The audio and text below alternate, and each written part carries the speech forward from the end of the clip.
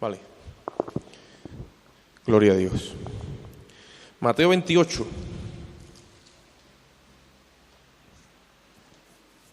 (18, 19 y 20). ¿Estamos allí? Dice la palabra de Dios así: Jesús se acercó y les dijo diciendo: Toda potestad me es dada en el cielo y en la tierra. Por tanto, id y haced ¿qué? Haced discípulos a todas las naciones, bautizándoles en el nombre del Padre, del Hijo y del Espíritu Santo, enseñándoles que guarden todas las cosas que yo he mandado. Y he aquí que yo estoy con vosotros todos los días hasta el fin del mundo. Amén. Jesús los envió. Acordaros que el primer estudio que hemos dado en este tiempo que hemos empezado otra vez, el primero fue la investidura de poder.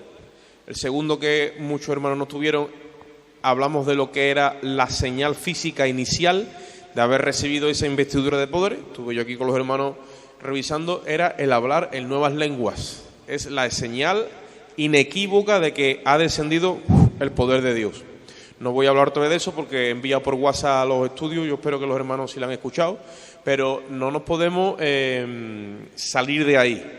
Todos los que recibieron el poder de Dios, Jesús le llamó el poder de Dios o la investidura de poder, todos lo manifestaron teniendo una evidencia inicial física. Es el hablar en otras lenguas. Se te escapa la lengua y empiezas a glorificar a Dios, a profetizar, empiezas a magnificar a Dios en unas lenguas que no entiendes. Eso le pasó a todos los que recibieron el Espíritu Santo o el bautismo del Espíritu Santo en la primera iglesia, en los primeros días, en el primer tiempo, ¿de acuerdo? Ahora, ¿para qué es el bautismo del Espíritu Santo? Porque Jesús lo llamó investidura de poder. Juan el Bautista dijo: Él cuando venga os bautizará en Espíritu Santo y en fuego. ¿Para qué? Es una investidura de poder, o sea, es un otorgamiento espiritual de poder. Se te otorga un poder sobrenatural en un plano, en una esfera que nuestros ojos físicos no ven, que tiene que ver con un plano espiritual donde tenemos autoridad legal sobre los demonios, sobre las enfermedades, ¿vale? Y sobre todo lo que, digamos, le pertenece a Dios por causa de Jesucristo. Jesucristo ha ganado eso otra vez para Dios el Padre. Eso lo perdió por causa del pecado de Adán en el Edén. Esa herencia la teníamos cuando Cristo vence en la cruz del Calvario. Por eso es que cuando resucita dice ahí: toda potestad me ha sido dada. ¿Habéis escuchado? ¿Qué pasa? ¿Que él no tenía poder siendo Dios? Claro que tenía poder.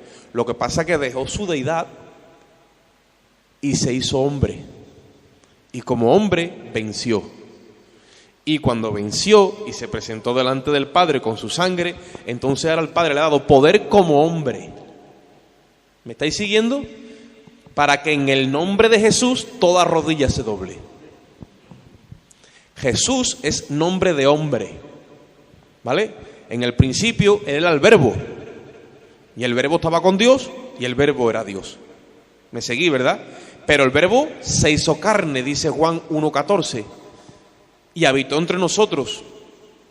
Y nosotros vimos su gloria, gloria como la del unigénito del Padre. Ese Verbo, cuando se hizo carne, adoptó una identidad humana, en semejanza pecadora como la nuestra, porque hasta ahí tuvo que bajar Jesús para rescatarnos.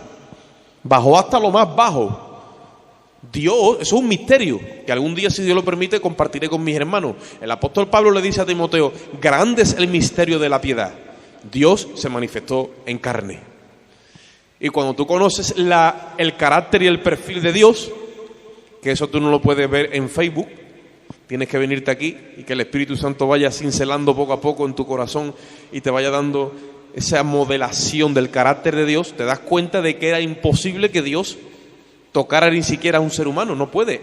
La raza humana está en pecado, tiene que estar lejos de Dios, separada de Dios. El término griego que usa la Biblia para hablar de la separación del hombre pecador y del Dios santo es muerte. Por eso dice la Biblia que estamos muertos en nuestros delitos y pecados. y que la paga del pecado es muerte, significa separación de Dios. Las personas están separadas de Dios. El problema es que cuando se produce el desenlace del alma con el cuerpo y pasan a la eternidad, ya esa separación será por toda la eternidad irremisiblemente e irremediablemente. Y Dios no quiere que eso pase, por eso dice, yo no quiero la muerte del que muere. Y estoy esperando mi venida porque soy paciente, queriendo que todos procedan al arrepentimiento. Pero la Iglesia es la que tiene el poder de Dios, que se lo ha otorgado su esposo, su maestro, su Señor. Por eso tenemos que demostrarle a este mundo que somos la Iglesia de Jesucristo. ¿Cómo? Vale. ¿Qué dijo Jesucristo? ¿Se acordáis alguno de la primera clase que yo dije? O sea, que estuvimos hablando, ¿en qué puso mucho énfasis el Señor cuando resucitó, pero todavía no habían recibido el Espíritu Santo? ¿Qué les dijo? No salgáis, quedaos quietos. ¿Por qué, Señor? Hasta que venga sobre vosotros el Espíritu Santo. ¿No tenían el Espíritu? Sí, lo tenían a manera de sello. Él les había soplado. Y estaban sellados, eran herencia de Dios. Pero ahora tienen que recibir, ¿qué? La llenura, la investidura. No es lo mismo un vaso lleno de agua, ¿vale?, que un vaso dentro de un cubo de agua.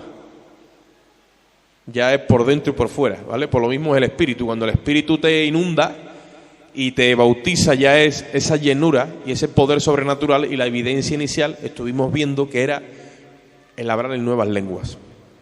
Vale, vamos un momentito, voy a citar unos versos bíblicos para que ustedes vayan cogiendo un poco el concepto en vuestra mente de para lo que tenemos o queremos pedirle a Dios esa investidura de poder. Es más, Dios no se conforma con que seamos creyentes, quiere que seamos discípulos de Él, y antes de que seamos discípulos dice, tienes que pedir el bautismo con el Espíritu Santo. ¿De acuerdo? Él no dijo, id y haced creyentes, dijo, id y haced discípulos. El discípulo es el que sigue al maestro. ¿Amén? Gloria a Dios. Primera de Juan es una epístola pequeñita que está al final de la Biblia, antes de Apocalipsis.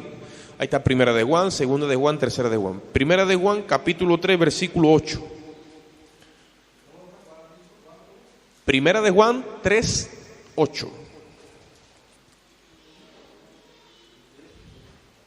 Sí, estos son unos versículos bíblicos que yo he buscado para que los vamos a leer así sueltos, salteados, pero quiero compartirlo para que cojamos un poco el concepto de lo que es el movimiento del Espíritu, o sea, lo que es el poder de Dios. Primera de Juan 3, 8. ¿Estáis allí? Primera de Juan 3, 8. Leo. Dice la palabra: el que practica el pecado es del diablo, porque el diablo peca desde el principio. Para esto apareció el Hijo de Dios, para deshacer las obras del diablo. Repito, el que practica el pecado es del diablo, porque el diablo peca desde el principio. Para esto apareció. O sea, hay un para qué. Ustedes saben que siempre se dice por qué o para qué. Hoy vamos a intentar proyectarnos hacia para qué estamos pidiendo el bautismo del Espíritu Santo. Dice la Biblia que Jesucristo apareció para algo. Dice, para deshacer las obras del diablo. Entonces, si tú le pides al Señor que te bautice con el Espíritu Santo, ya tienes ahí un motivo por el cual Él quiere que tú le pidas el Espíritu Santo, el bautismo de poder. ¿Sabes para qué? Dilo. Para deshacer las obras del diablo. El diablo está obrando, tristemente. Sí, venga ya, hermano, va a estar el diablo obrando. El diablo obra. Y además ese no coge vacaciones. Ni se acuesta por las noches como nosotros. Ese es día y noche. Maquinando. Es espíritu. Maquinando. Chu. El apóstol Pablo dice, no ignoramos las maquinaciones del diablo. Yo siempre digo, bueno, eso era Pablo y los que estaban con él. Hoy día la iglesia, lo tengo que decir, yo soy iglesia, ¿vale? Pero tristemente, con mucho dolor y pesar en mi corazón, tengo que decir que ignoramos el trabajo que ese pajarraco está haciendo día y noche. Porque si tuviéramos más conciencia de lo que hace, de alguna forma reaccionaríamos más consecuentemente en esto, en deshacer las obras del diablo. Y yo me he propuesto firmemente en mi corazón pasar a la acción. Lo que pasa es que necesito antes un tiempo de intimidad y de preparación. Pero es hora de que la Iglesia pase a la escena del protagonismo y empiece a deshacer las obras del diablo. ¿Tú quieres ver al diablo obrando? Coge por la mañana el móvil o vete a un periódico y vete a los sucesos. Vas a ver todas las cosas que aparecen ahí. Muerte, robo, violaciones, yo qué sé. ¿Tú sabes quién está detrás de eso? Él.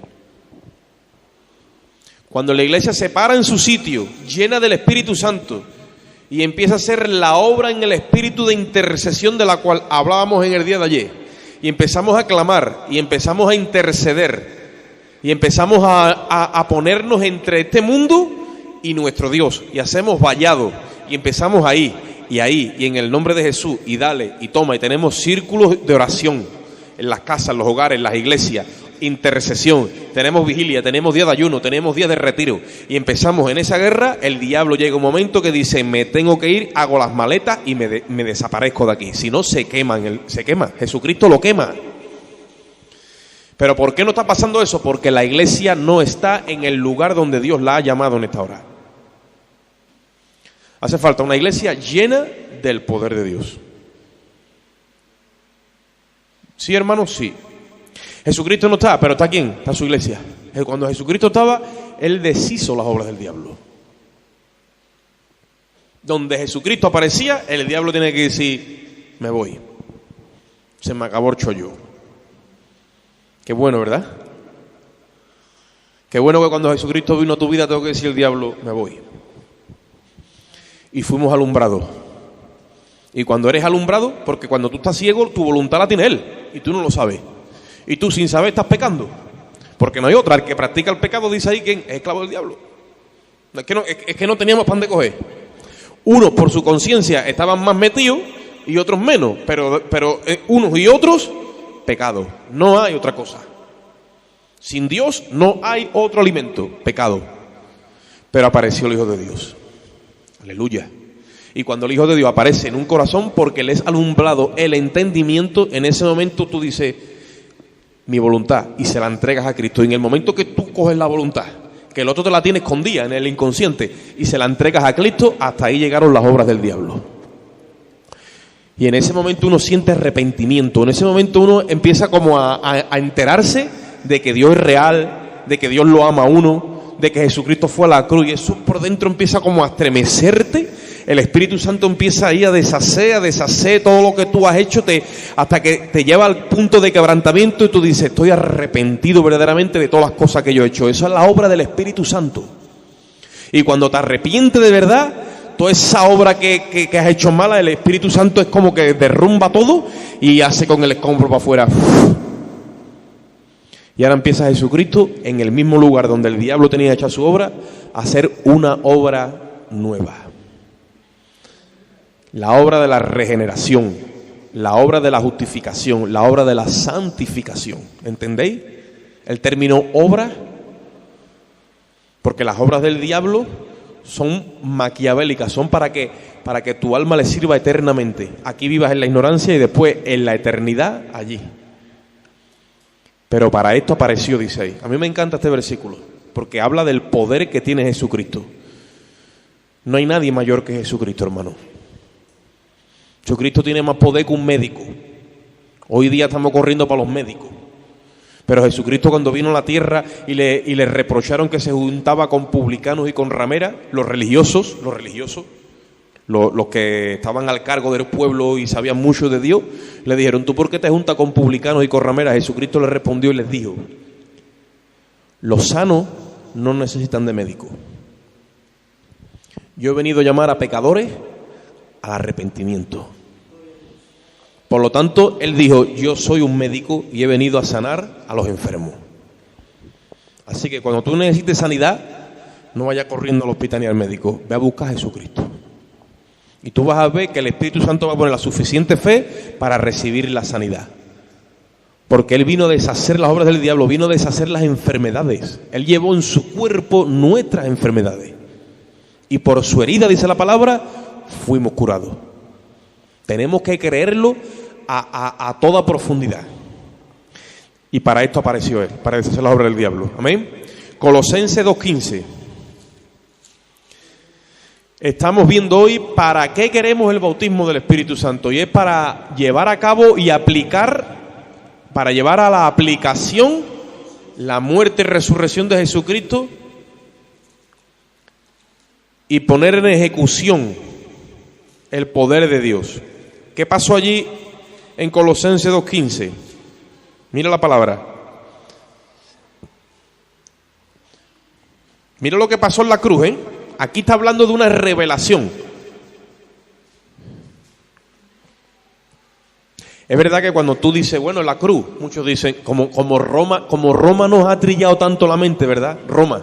¿Me entendéis cuando digo Roma lo que quiero decir, verdad? Vemos a un hombre moribundo, crucificado, ensangrentado, pobre, sin poder, allí muriendo. Esa es la imagen que Roma nos ha plasmado. Pero nosotros, cuando venimos a la Escritura nos dice la verdad de lo que pasó en la cruz. Y ahí lo que dice en Colosenses 2:15 es lo que estaba pasando en el plano espiritual, no en el mundo físico, en el mundo espiritual. Y dice allí, y despojando a los principados. ¿Qué son los principados? Es un rango de demonio. Y a las potestades. ¿Qué son las potestades? Otro rango demoníaco. Dice que los despojó a los principados y a las potestades y los exhibió públicamente, triunfando sobre ellos en la cruz. ¿Cómo puede ser eso, hermano Oscar? ¿Cómo puede ser eso? Esa es la revelación del poder que hay en la cruz. Porque allí se manifestó la justicia de Dios. ¿Sabe lo que es la justicia? Dios es un Dios justo, por lo tanto tiene que hacer justicia. ¿O no? Si tú le llevas a un juez a una persona que ha robado, que ha matado, que ha violado, y dice el juez, mira, yo soy tan bueno, que te voy a dejar que te vaya a tu casa. Y tú dirás, usted es muy bueno, pero no, usted no es justo. Usted es bueno, ¿sí o no? Y ahora, ¿será Dios justo o no será justo? Claro que sí. Dios es justo. Nosotros tenemos que ir aprendiendo por el Espíritu lo que sucedió en el Calvario, que es la respuesta a un dilema que desde la eternidad pasada ya Dios lo sabía, y era el pecado del hombre. Cuando el hombre peca, se forma un dilema en la eternidad. ¿Cuál es el dilema? Bueno, el dilema es el siguiente. El dilema es que el hombre entra en deuda con Dios. ¿Por qué? Porque el hombre ha ofendido la santidad de Dios, el honor de Dios, ha usurpado el umbral, se ha metido en contramano con Dios, le ha escupido la cara. Todo incitado por Satanás, pero es el hombre el que peca. Y ahora queda una deuda irreparable. Y el cielo entra en una especie de reunión íntima, la corte celestial, y dijo, bueno, ¿y ahora qué hacemos? Bueno, vamos a perdonar al hombre y ya está, ¿no? Diría la misericordia, perdónalo. Yo soy la misericordia, tú eres misericordioso, Dios, vamos a perdonarlo. Pero vino la justicia y dijo, no, yo soy la justicia. Hay que hacer justicia. Y la verdad allí diciendo, no, pero es que la verdad es que el hombre ha pecado. Y el amor diciendo, pero es que yo los amo. ¿Me estoy dejando entender? Todos estos personajes de los cuales yo estoy hablando son atributos que gobiernan el corazón de Dios. Y tú imagínate Dios, cuando eso pasa, todos estos atributos se desequilibran y entran en disputa. Porque uno ya no se puede llevar con el otro. La misericordia dijo, perdona al hombre, dice la justicia, pero ¿cómo lo vas a perdonar? Aquí hay que ser justo. ¿Cómo va la justicia celestial a ser injusta? ¿Entendéis? Eso mucha gente no lo sabe. Incluso dentro de la iglesia muchos hermanos ni siquiera se lo han preguntado. Eso es un dilema que estaba en el corazón de Dios. Porque Dios no tiene que dar las explicaciones a nadie. Se la tiene que dar a sí mismo, que para eso Él es Dios. ¿Me entendéis? Tú muchas veces nos dices, quiero estar a la altura del Señor, quiero agradarlo. Si a lo mejor está haciendo algo que no debe, tú ya estás como inquieto porque tú quieres estar ahí, ¿no? Y ser responsable y estar a la altura de... ¿Sí o no? Esa actitud y eso que a ti te viene muchas veces, eso viene del mismo Dios. Tú imagínate tú, si tú eres así, siendo criatura de Él y ahora eres hijo de Él, tú imagínate si Él es así consigo mismo también. ¿O no? Él es Dios. Él tiene que rendirse cuentas a sí mismo. Por eso todo ese dilema, ¿dónde se resuelve? En la cruz. ¿Me estáis entendiendo? Y cuando la misericordia dijo, no, pero perdónalo, la justicia dijo, no, pero hay que hacer justicia. Entonces Dios dijo, bueno, es verdad, hay que hacer justicia. ¿Quién va a pagar el precio? El hijo dijo, Padre, yo lo voy a pagar. Envíame a mí. Dios mismo pagó el precio. ¿Y cómo? El hijo se hizo hombre. Y cuando se hizo hombre, vivió como cualquiera de nosotros. Jesucristo estuvo sujeto a toda tentación que cualquier ser humano tiene en esta tierra. Fue tentado en todo, pero no pecó en nada. Alabado sea su nombre. Por eso que su nombre, hermano, Él es digno de que nosotros le glorifiquemos. David decía, yo me levanto de madrugada a alabarte a ti, porque tú eres digno de que yo me levante e interrumpa mi sueño por la noche y te alabe y te glorifique a ti porque tú te lo mereces. ¿Es así o no es así? Ese es nuestro Dios. Debemos de alabarle y de glorificarle. Y cuando en la cruz el Hijo vivió como vivió, de una vida perfecta, se abstuvo de todo pecado, pero no de toda tentación, fue tentado en todo. Sin embargo, Él ahí tuvo que aprender la obediencia. Dice la Biblia que clamó con lágrimas al que le podía librar de la muerte, que era su Padre. Y dice que fue escuchado a causa de su temor reverente, porque Él estaba como hijo. Eso es un misterio que muchas veces nosotros como iglesia no entramos en esas profundidades. Creemos que Jesucristo era Dios y iba por ahí como el hermano, con la S de Superman. Pero ¿qué va? Estaba igual que tú y que yo. Es más, cuando entró al ministerio, el Espíritu Santo tuvo que ungirlo y bautizarlo y meterse 40 días de ayuno y de oración para prepararse en toda tentación, porque se iba a enfrentar al diablo, al que había tomado la rienda de nuestra hipoteca, nos había dejado hipotecado con Dios por causa del pecado. Alguien tenía que pagar por el pecado. La paga del pecado, ¿qué dice la Biblia cuál es? Es muerte. Jesucristo tuvo que vivir una vida perfecta, pero después tuvo que hacer honor a la justicia. La justicia demanda muerte, demanda sangre. ¿Entendéis? Por eso cuando Jesucristo derrama su sangre en la cruz del Calvario y le paga al Padre, le entrega al Espíritu, en el griego que dijo, Padre, pagado es, consumado es, dice castellano nuestro. Pagado, lo que estaba diciendo en la cruz, que a lo mejor allí fui tú, todo el mundo, cada uno en su mundo, no estaban entendiendo casi nadie. Pero yo vine para esto, Padre, ahora te entrego el Espíritu. Le dijo, Padre, es como que tú tienes que pagar una deuda. Y dice, ¿a dónde qué? Pues tú puedes ir al BBV, puedes ir a la Caixa, puedes ir a donde sea. Cuando tú llegas y depositas lo que se está pidiendo, ¿qué pasa? En ese momento queda cancelada la deuda. ¿Sí o no? El Padre le dijo, esto lo tienes que pagar en la cruz. Y la noche antes dice que oraba, dice que era tan poderosa esa oración y sentía tanto peso dentro de sí, dice que el sudor era como gotas de sangre de la presión que estaba recibiendo ahí. Y le dijo, Padre, pasa de mí esta copa. Era la copa de la ira de Dios, la última copa que Jesucristo tenía que beber. Porque en la cruz iba a recibir toda la ira de Dios, toda la cólera. Hemos dicho antes, la justicia estaba diciendo, hay que hacer justicia. Cuando Jesucristo murió y se plantó allí en la cruz, desde que salió ya del petróleo, la paliza que le dieron, todo lo que Jesús pasó, hasta que llegó a la cruz y allí derramó hasta su última gota de sangre, Jesucristo murió rojo, rojo, rojo, rojo. Eso no lo pueden poner las esculturas ni lo pueden hacer una película. Eso te lo revela la palabra de Dios. Había un sacrificio en el Antiguo Testamento que era el de la becerra roja. ¿Sí o no? Que de ahí sacaban de las cenizas de la becerra roja cuando ya la habían quemado entera. La rebujaban con agua, eso se lo echaban a los inmundos y eran limpios. Pero había un problema con la becerra roja. Como tuviera un pelo blanco, ya no valía para el sacrificio. El sacerdote la tenía que examinar hasta las pezuñas y todo, como encontrar un pelo blanco no valía para el sacrificio. Pero Jesucristo era símbolo de la becerra roja. ¿Sabe por qué? Porque murió y derramó toda su sangre para pagarle a Dios por el pecado nuestro. Y fue sin falta ninguna, estaba perfecto para el sacrificio.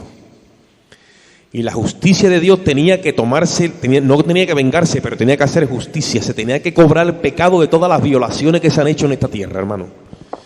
De toda la injusticia, de todos los robos, de todos los adulterios, de todas las fornicaciones, de todas las inmundicias, de todas las muertes, de todos los asesinatos, de todos los homicidios, de todo lo malo que se te puede venir a ti a la mente, de todo lo malo que se ha cometido desde Adán hasta el último, todo lo tuvo que pagar Jesucristo. Por eso es que la ira de Dios tenía que derramarse sobre el pecado. En este caso fue en el cuerpo de Jesucristo. ¿Ustedes me entendéis? ¿Me dejo yo entender? Tenemos que coger conciencia. ¿Sabe lo que es conciencia, verdad? Esto tiene que empezar a pesar en nuestra conciencia para poder ser verdaderamente testigos de Jesucristo. El mundo no va a ver a Jesucristo montado harto de un paso en una cofradía, ni viendo una película. El mundo va a ver a Jesucristo cuando tú te pares con autoridad y con poder y le cites las Escrituras, y el mundo va a saber que tú eres testigo de Jesucristo.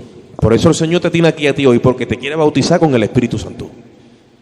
Eso es lo que quiere el Señor, que cojamos este conocimiento y este peso para ser testigos de Jesucristo. ¿Qué pasó ahí en la cruz? Dice que despojó a los principados, a las potestades, y triunfó sobre ellos públicamente, pero que públicamente está en el mundo espiritual, delante de los ángeles y de todo lo que es el mundo espiritual. Dice que triunfó públicamente en la cruz. ¿Por qué? Porque cuando Jesucristo derrama la sangre, ¿sabe qué es lo que está ocurriendo y entrega el Espíritu? Es como que, Padre, deposito el precio. Ahí va. Y cuando deposita el precio, ¿sabe lo que ocurre? Se cancela la deuda. En la cruz se pusieron de acuerdo la misericordia, que quería salvar al hombre por gusto, y la justicia, la verdad y el amor. Y todo engrana. Y entonces todo entra en armonía otra vez, porque Él hizo la paz en los cielos y en la tierra. La deuda ha sido pagada. Entonces el Padre dice, gloria a Dios. Ahora el hombre no me debe absolutamente nada. ¿Y por qué los demonios son vencidos en ese momento? Porque desde ese momento ya los demonios no tienen acceso a ningún ser humano, porque el problema del ser humano es el pecado. ¿Me sigue? El problema del ser humano es el pecado. Cuando una persona llega y le trae sus pecados a Jesucristo en la cruz, hasta ahí llegó Satanás. Y todos los que vienen corriendo a la cruz ahora, porque nosotros les anunciamos que vengan a la cruz, que allí está el lugar de transferencia de pecados, el lugar de salvación, y le entregamos nuestros pecados a Jesucristo, el diablo dice, este ha triunfado sobre mí, públicamente me ha despojado, porque él tiene, la riqueza que tiene es el consumo de pecado de la gente. Cuando la gente, en vez de consumir pecados, se los trae a Jesucristo, se cancela la deuda. En la cruz tuvo que ser. Por eso es que nosotros no podemos dejar la cruz en el pasado, hay que tenerla todos los días en el presente. Y no es una que tú tienes que cargar, no, la cargó Él y murió Él. Está hablando de la crucifixión. Yo tengo que ser todos los días testigo de lo que Él hizo por mí, y para la santificación de mi alma diaria, yo tengo que estar ahí, en la cruz. ¿Me explico con claridad? Lucas 10, 18 y 19. Gloria a Dios. ¿Para qué entonces Jesucristo quiere bautizarnos con el Espíritu Santo? Para tener poder y autoridad sobre esos demonios. Ya no me conformo con yo haber sido salvo. Ahora quiero ir y salvar a otros. Amén. Yo quiero que otros se salven. Este deseo antes no estaba en mí, ni tampoco estaba en ti. Pero por cuanto tú has recibido la salvación, tienes el amor de Dios en ti. Y el amor de Dios te hace sentir compasión por los demás y quiere que los demás se salven. Por eso tienes que prepararte y adestrarte para ser un testigo de Jesucristo. Y cuando eres testigo de Jesucristo, ¿qué es lo que hace? Vas y despropias al diablo que tiene las almas cautivas. Y le quitamos las almas y las traemos a los pies de Cristo. Esa es la labor. Lucas 10, 18. ¿Estamos allí?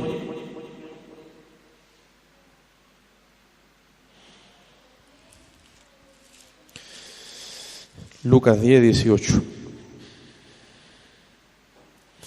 Dice, y les dijo, voy a leer desde 17, dice, volvieron los 70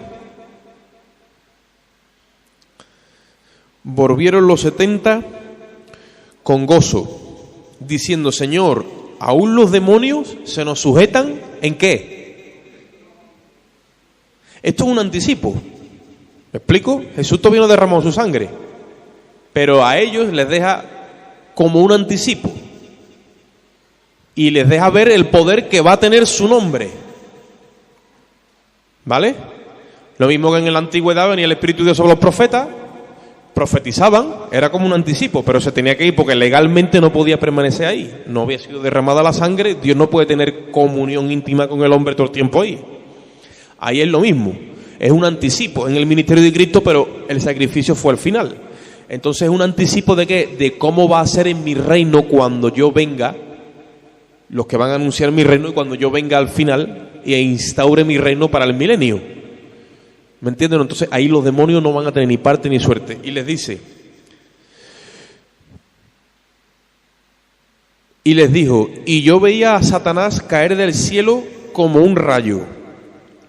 He aquí os doy potestad de hollar serpientes y escorpiones y sobre toda fuerza del enemigo, y nada os dañará.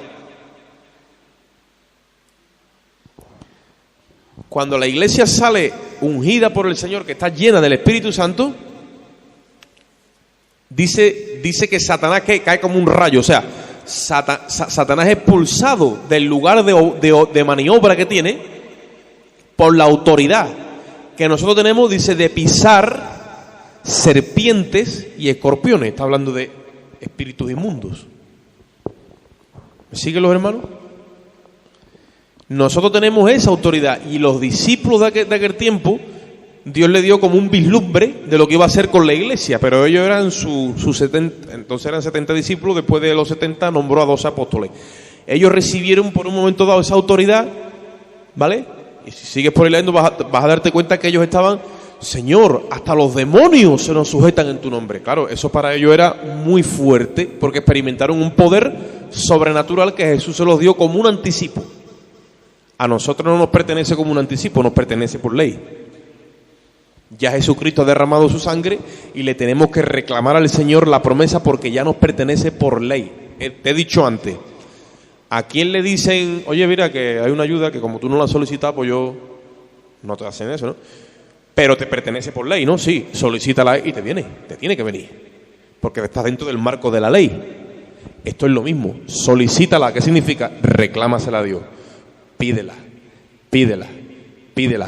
hasta que venga. Dijo un hermano, ¿hasta cuándo tengo que estar pidiendo? Hasta que lo reciba. El Señor dice, pedid, ¿y qué dice? Él no miente. Buscad, llamad. Nos llama a la oración. Lo que está haciendo es llamándonos a la oración. Y ya nos va formando. Hebreos capítulo 2, versículo 14 y 15. Estos son unos versos que yo he visto y ahora vamos a hablar de lo mismo, pero bueno. Hebreos 2, 14 y 15. ¿Estamos allí?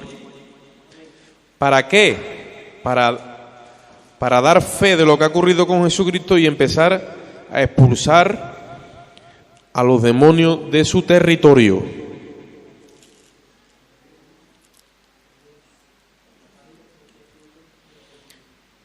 ¿Estáis allí?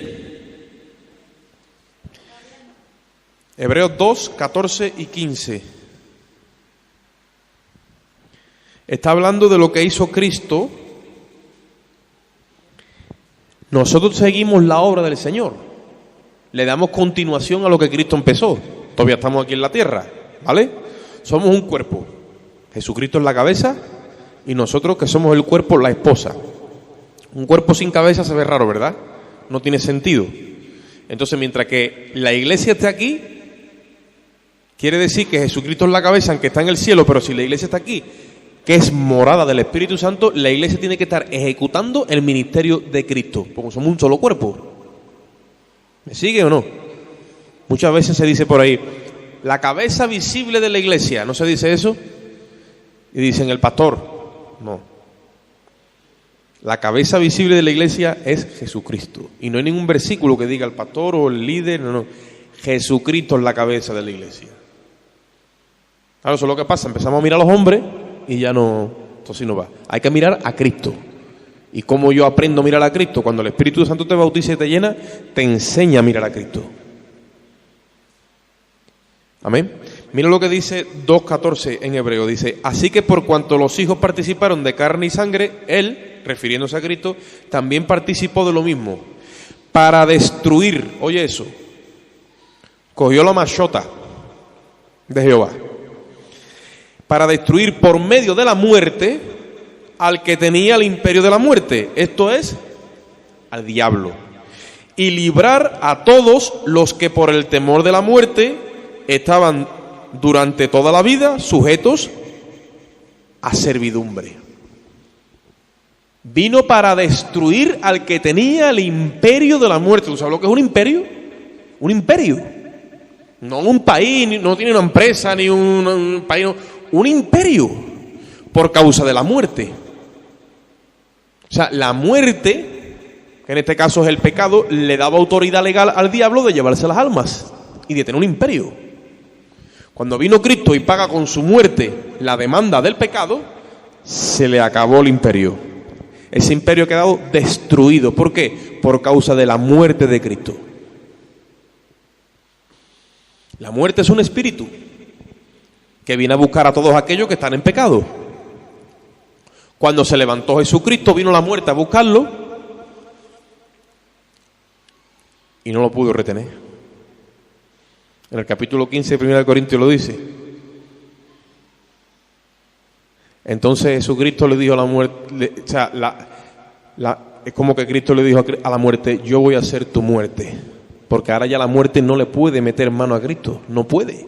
Literalmente no puede. Y cuando no le puede meter mano a Jesucristo, tampoco le puede meter mano a ninguno de los que son de Cristo. En el libro de Apocalipsis, ahora mismo creo que Apocalipsis 2.18 dice que Él tiene las llaves del Hades y de la muerte. Él bajó ahí abajo y le quitó la llave al diablo. Y la tiene Él. Y ahora la muerte, cuando se quiere llevar a cualquier persona, le tiene que pedir permiso a Él. Si Jesucristo en su omnisciencia sabe que esa persona va a creer, aunque esté cometiendo pecado, en que esté haciendo lo que sea, no se lo puede llevar.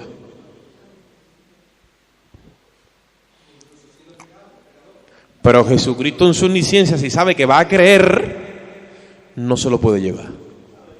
Porque toda potestad le ha sido dada, en los cielos y en la tierra. Qué bueno es el Señor. Y nosotros, muchas veces, por falta de ese conocimiento, no actuamos. Y deberíamos de actuar y lanzarnos sin temor ninguno. Porque Jesucristo tiene poder sobre la vida y sobre la muerte. Entonces, le vino y le destruyó todo el chiringuito, como dicen por ahí. Vamos un momentito a Marcos 16, capítulo 16, versículos 17 y 18. Marcos. Sí, Marcos 16.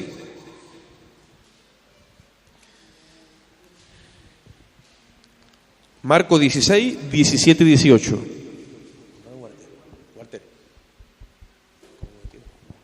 Bien, ¿no? Bien. ¿Estamos allí? Dice, y estas señales seguirán a los que creen. ¿Sí o no? En mi nombre echarán fuera demonios, hablarán nuevas lenguas, tomarán en las manos serpientes, y si bebieren cosa mortífera, no les hará daño. Sobre los enfermos pondrán sus manos y sanarán.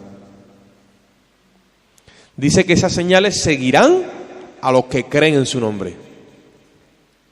Eso está vigente todavía. Pero nos toca a nosotros por la fe, dar fe de que eso está vigente. Porque cuando no hay fe, es como que no hay crédito. Y nosotros tenemos tú imagínate tú que tú tienes una cuenta en el banco impresionante y que no sabes por qué no puedes, y está todo a tu nombre y todo, pero no puedes extraer el dinero. Algo está pasando. Nosotros extraemos el crédito que tenemos por causa de Jesucristo por medio de la fe. Cuando la fe está fallando, el crédito está ahí, yo estoy aquí, pero no estoy disponiendo de ese crédito. Cuando yo tengo disposición de ese crédito genuinamente, ¿sabe cuándo es? Cuando las señales me siguen. Las señales son un aval visible de que mi financiera se llama el cielo de Dios. Y Jesucristo es el ejecutivo, el gerente y el que lo hace, el que ha ganado todo eso para mí. Y yo aquí estoy ejecutando por el Espíritu. Entonces, ¿qué es lo que sucede? Que cuando no hay llenura del Espíritu, la fe falla. Y no se dan las señales. Por eso es que hago tanto énfasis en que tenemos que buscar la llenura, el bautismo y la llenura del Espíritu Santo. ¿Amén?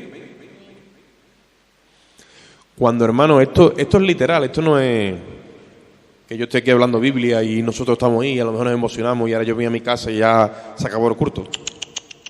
¿Qué va? Si tú crees esto en tu corazón, tú te vas masticando esto, tú estás esta noche comiendo, pero tú estás masticando esto. Y el Espíritu de Dios te empieza a decir, eso es así, eso es verdad, pide lo que viene, pídelo. Y cuando viene te empiezas a dar cuenta de que ya no es que ha venido, sí, pero ahora empiezas a ejecutarlo y empiezas a orar por la gente que está enferma.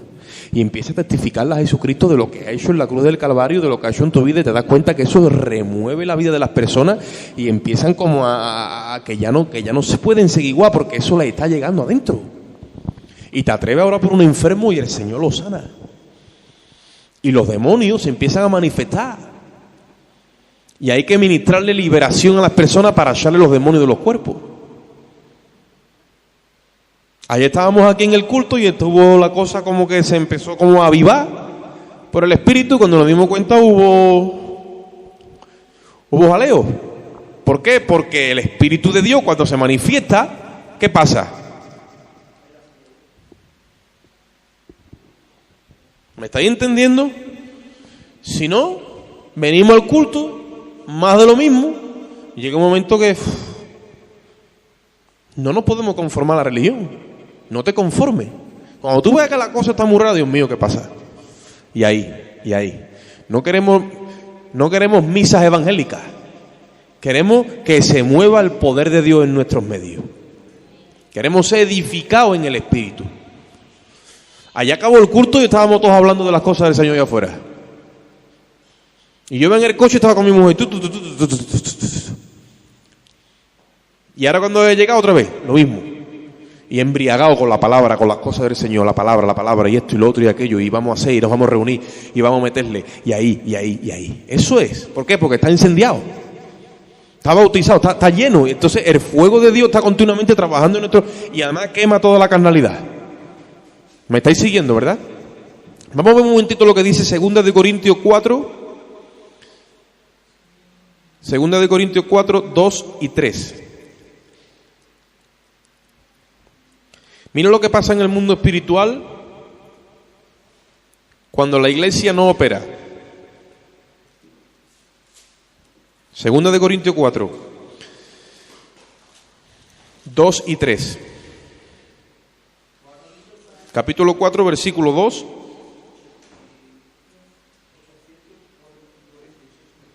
Perdón, 2 de Corintios 4, sí. Versículo 3 y 4. ¿Estáis allí? 2 de Corintios 4, versículo 3 y 4. Mira lo que dice allí. Pero si nuestro evangelio está aún encubierto, entre los que se pierden está encubierto. ¿Me estáis siguiendo? Y dice luego, en los cuales el Dios de este siglo cegó el entendimiento de los incrédulos para que no le resplandezca la luz del Evangelio de la gloria de Cristo, la cual es la imagen de Dios. Dice, pero si nuestro Evangelio está encubierto, ¿qué es el Evangelio encubierto? El Evangelio encubierto significa de que el oyente o la persona no ve nada del Evangelio, no, ¿me entiendes? Está encubierto. Tú le hablas del Evangelio y ellos no lo ven, está encubierto. Dice, bueno, pues si está encubierto, entre los que se pierden es que está encubierto. Tú dices, ¿cómo va a ser? Sí. ¿Por qué? Como diciendo, porque nuestro Evangelio en verdad no está encubierto, está claro. Entonces, ¿por qué ellos no lo ven? Dice, porque el Dios de este siglo. ¿Quién es el Dios de este siglo? Satanás. Les ha cegado el entendimiento. Entonces, ¿qué está diciendo? No son ellos, es el otro. Entonces, la iglesia cuando está llena de fuego y está bautizada en el Espíritu Santo, ¿me entiendes? Es como que diagnostica el mundo espiritual rápido y le mete infrarrojo al asunto y ve cómo se está moviendo el otro. ¿Me estáis siguiendo o no? Cuando la iglesia no está en fuego, le hablas a un alma, no crees y tú sigues en tu mundo, ni te preocupas, ni te turbas y dice, bueno, pues si se pierde, pues será que... No. No estamos leyendo la palabra. Si está encubierto es porque el Dios de este siglo le tiene cogido el entendimiento y no se lo suelta. Y lo tiene ciego, o sea, la ha estrangulado y no le llega la luz de la gloria de Dios, dice ahí. ¿Me estáis entendiendo? Entonces, ¿qué tenemos que hacer nosotros? Cuando tú no estás revestido del poder, no puedes hacer nada. Cuando tú no tienes el bautismo del Espíritu Santo, no puedes hacer nada. Ahora, cuando tienes el bautismo del Espíritu Santo, que está lleno de fe, y el Espíritu de Dios te lo muestra, tú dices, vale, y te vas a la oración. Y le mete oración y le mete ayuno. Y empieza a atar al diablo en la vida de esa persona. ¿Ves? Estas son estrategias que el Espíritu de Dios nos revela para practicarlas en la intimidad. Jesucristo dijo, cuando tú ores, no te vayas a ser como los hipócritas que se ponen ahí delante de todo el mundo o te ponen allí en la iglesia. No, tú te ves a tu cuarto y tú oras a tu Padre que está en los secretos. Y tu Padre que está en los secretos te va a recompensar como en público. Y de eso es de lo que se trata.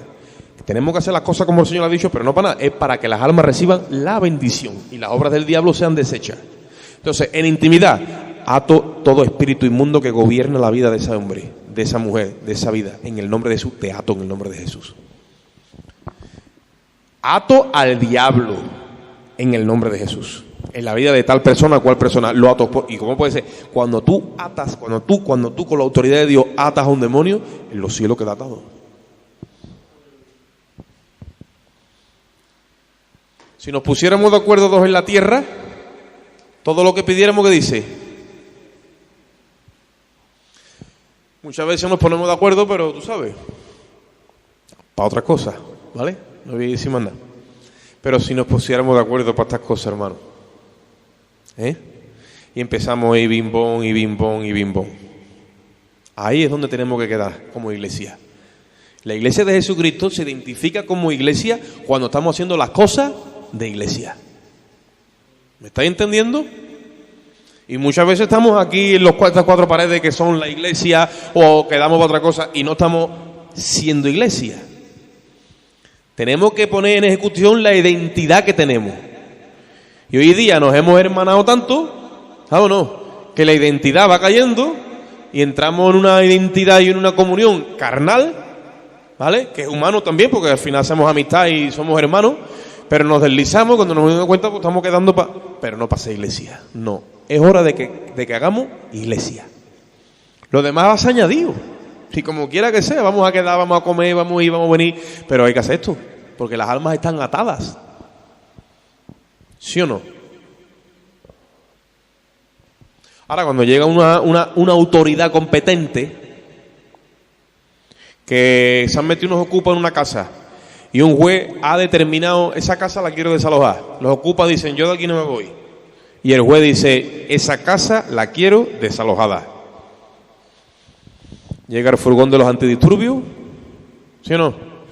Allí los otros se echan las esposas, se ponen los candados, se agarran a las ventanas, a las puertas, se ponen rígidos como tabla. Llega el furgón de antidisturbios, empieza a meter palo Y allí coge palo hasta el gato. Y la casa se queda desalojada. ¿Por qué? Porque lo hacen con la autoridad de un juez. Es una autoridad legal delegada. ¿Sí? ¿Me entienden? ¿No? De la misma forma tenemos nosotros autoridad legal delegada por Jesucristo por medio del Espíritu contra los demonios. Y le decimos a los demonios: yo te ato en la vida de esa persona en el nombre de Jesús. Y quedas atado. Y te prohíbo que le ministres nada. Suelta su entendimiento. Y peleamos por ese alma en la intimidad. Ahí, de rodillas, ahí. Y después empiezas a ministrarle. Tú vas a ver cambio.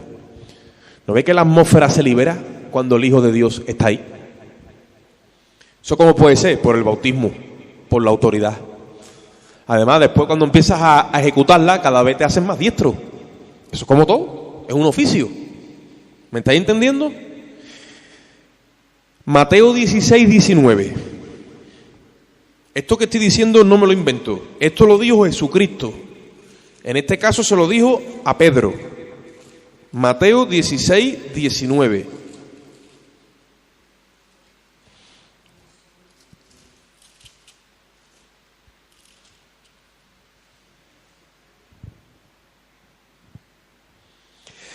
Jesucristo preguntó a los discípulos quién era él. Porque primero le dijo: ¿quién dice la gente que soy yo? Y le dijeron muchas cosas. Y él le dijo: ¿y ustedes quién dicen que soy yo? Y Pedro respondió, pero fue inspirado por el Padre, por el Espíritu. Pedro de él no venía, venía del Padre. Y le dijo: tú eres el Cristo, tú eres el Hijo del Dios viviente. Entonces lo bendijo, dijo: bienaventurado eres tú, Pedro, hijo de Jonás. No te lo reveló ni carne ni sangre. Mi Padre que está allá arriba te la ha revelado. Entonces ahora sigue la ejecutoria y dice el Señor. Versículo 18. Y yo te digo que tú también eres Pedro, y sobre esta roca edificaré mi iglesia. La roca es que Cristo es el Hijo del Dios viviente, ¿vale? Dice: y las puertas del Hades no pueden prevalecer contra ella, que son las puertas del infierno. Y mira lo que dice en el 19: a ti te daré la llave del reino de los cielos, y todo lo que atares en la tierra será atado en los cielos, y todo lo que desatares en la tierra será desatado. Pedro tenía la llave del reino de los cielos. Por eso es que él fue el que abrió el día inaugural, que viene el Espíritu Santo, ¿ves? Hasta que no vino el Espíritu Santo, Pedro andaba... Pero cuando vino el Espíritu Santo, metió la llave y pegó una clase de mensaje que el diablo soltó todas esas almas y se convirtieron 3.000 personas al Evangelio en aquella mañana. El diablo dijo: yo me voy. Y tuvo que soltar 3.000. Después, unos días más tarde, pasó lo mismo y esta vez fueron 5.000. Pedro. Ya Pedro no está, estamos nosotros. Pero Pedro, ¿cómo ejecutaba? Bueno, ejecutaba en base a la autoridad que Cristo le dio. Y Cristo le dijo: cuando tú desates una cosa, cuando tú la ates, en el cielo queda atada. Pero cuando tú la desates, en el cielo también queda desatada. Entonces, ¿qué hacía Pedro en la intimidad? Ataba al diablo en el nombre de Jesús. Lo ataba en el nombre de Jesús, le prohibía que se manifestara en el entendimiento, que suelte el entendimiento a esa persona para que cuando se le tire la semilla, llegue la luz. Porque el Dios de este siglo, sabía Pedro, que había embotado el entendimiento de las personas. Entonces, entre la guerra espiritual y aquella manifestación de poder que se hizo, ¿acordáis? Que vino el Espíritu Santo y bautizó a los 120 y hablaban en nuevas lenguas. Pues entonces eso hizo que la fe de las personas despertara. Y la incredulidad sale. Porque hay espíritus que son espíritus de incredulidad y hay que atarlos en el nombre de Jesús. Para que no se manifiesten. ¿Me seguí? Y vamos a ver un último versículo. En Mateo, ¿dónde estamos? Mateo 12, 29.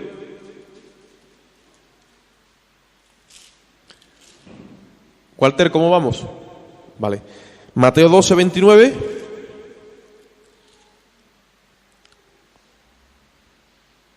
Jesucristo está hablando, dando a entender cómo es que se le vence a Satanás. Porque le dijeron que él echaba fuera a los demonios por el espíritu del diablo, en fin, una tontería, una blasfemia. Y dijo que cómo Satanás iba a permanecer si Satanás echa fuera a Satanás. Digo, yo no echo fuera a Satanás que yo tengo el espíritu de Satanás, yo lo he hecho por el dedo de Dios. ¿vale? Y entonces les está enseñando, porque lo acusaron de que hacía eso. Y dice en el versículo 29, porque ¿cómo puede alguno entrar en la casa de un hombre fuerte y saquear sus bienes si primero no, ¿qué dice ahí? No le ata, y entonces podrá saquear su casa. Entonces Jesucristo está dando a entender que cuando Satanás tiene gobernadas las almas es porque las tiene cogidas con el poder del pecado, porque las personas están practicando pecado. En el momento que tú atas a ese hombre fuerte, que en este caso es el enemigo, tú lo atas en el nombre de Jesús, porque en su nombre tenemos poder nosotros, el mundo no nosotros, ¿me entiendes? Entonces tú ahora puedes saquear su casa. ¿Qué es? Es ese alma que tiene cogida. Satanás tiene, por ejemplo, en todo este contorno un montón de almas. Espíritu de incredulidad, de religiosidad, y hay un hombre fuerte en cada municipio. Depende, estén divididos los territorios, ya sean pueblos, localidades, hay siempre un príncipe gobernando. A ese príncipe hay que atarlo en el nombre de Jesús. Y atarlo en el nombre de Jesús. Y atarlo en el nombre de Jesús. ¿Qué es lo que sucede? Empezamos a saquearlo. ¿Sabes lo que es saquearlo? Le empezamos a robar las almas. Que las tiene cogidas en el entendimiento, las tiene cegadas. Se las robamos en el nombre de Jesús. Cada uno de nosotros es fruto de una obra espiritual que ha hecho un hermano, una hermana en su momento, y eso ha traído un fruto en el espíritu. Ahora tenemos que seguir haciendo lo mismo, pero es por la autoridad, por la llenura del Espíritu Santo. Amén. Mira, un último versículo. Hemos hablado de atar, ¿vale? Vamos a ver a Jesús desatando. Lucas 13:16, y ya acabamos.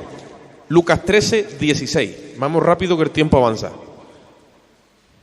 Lucas 13:16.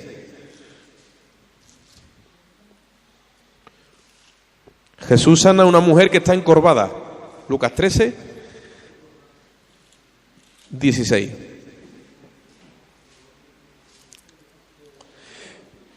En el 12 le dice: mujer, eres libre de tu enfermedad. Entonces se levantaron contra él y empezaron a reprocharle. Lucas 13:12. Y en el 16 dice,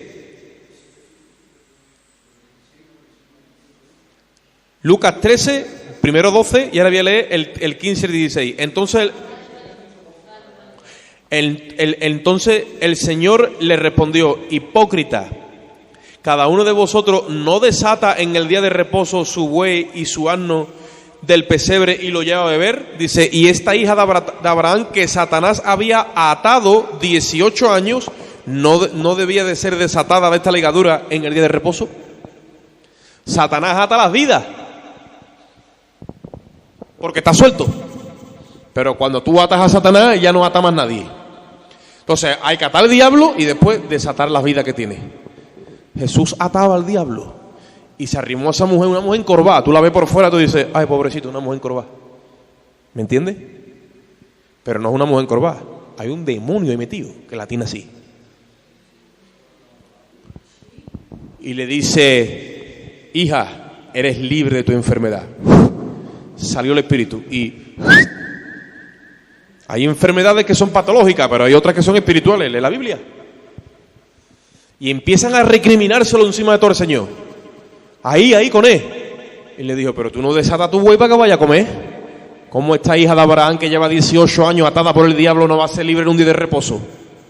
¿Qué hizo? La desató. Por lo tanto, todo lo que atemos, arriba es atado, pero todo lo que desatemos, arriba también es desatado. Amén. Vamos ahora. Padre, te damos gracias en esta hora, Señor. Bendecimos tu santo, lindo y precioso nombre.